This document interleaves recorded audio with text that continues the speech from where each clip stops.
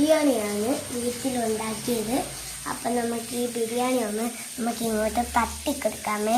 അത് തട്ടിയിട്ട് പ്രഷറൊക്കെ ആവുമെന്ന് എനിക്ക് ഒന്നും അറിയത്തില്ല. എങ്കിലും നമുക്കൊന്ന് തട്ടിക്കൊടുക്കാമേ. എങ്ങനെയെങ്കിലുമൊക്കെ കുറച്ചെങ്കിലും ആകാമെന്ന് വിചാരിച്ചപ്പോഴത്തേക്കും അതും നടക്കുന്നില്ല. നോക്കാം, ചെറുതായിട്ടൊന്ന് പൊക്കി നോക്കിയപ്പോഴത്തേനും പെർഫെക്ഷൻ വന്നിട്ടുണ്ട്.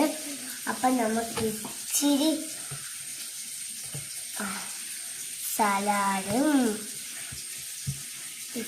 സലാഡും കൂടിയും ഇങ്ങനെ ഒഴിച്ചു കൊടുക്കാം.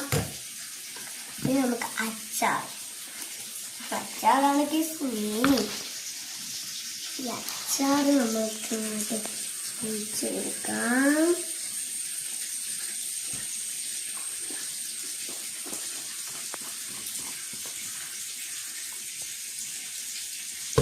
അപ്പം നമുക്കിനി അടുത്ത് നമുക്ക് 2 പപ്പടം കൂടിയും വച്ച് കൊടുക്കാം. ഓക്കെ, നമ്മൾ മുട്ടച്ചാറ് ഒഴിക്കുന്നുണ്ട്,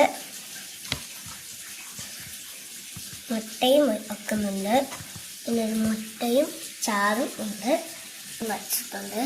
ഇതാണ് ഞാൻ ഇന്ന് കഴിക്കുന്ന ബ്രേക്ക്ഫാസ്റ്റ്. തൈരുണ്ട്, അച്ചാറുണ്ട്, പപ്പടമുണ്ട്, ഒരു ബിരിയാണി ഉണ്ട്, മുട്ടയുണ്ട്, മുട്ടച്ചാറുണ്ട്, അച്ചാറും ഉണ്ട്. പിന്നെ ഇത് മറ്റേ വെജിറ്റബിൾ ചോറാണ്. അപ്പം തന്നെ കൊള്ളായിരിക്കും. ഞാൻ ഈ വെജിറ്റബിളൊന്നും തിന്നിട്ടില്ല, എങ്കിലും നിങ്ങളെ കാണിക്കാനായിട്ട് ചെയ്യുന്നതന്നെ ഉള്ളു. അപ്പം ഞങ്ങൾ ഇത് കഴിച്ചിട്ട് വരാമേ.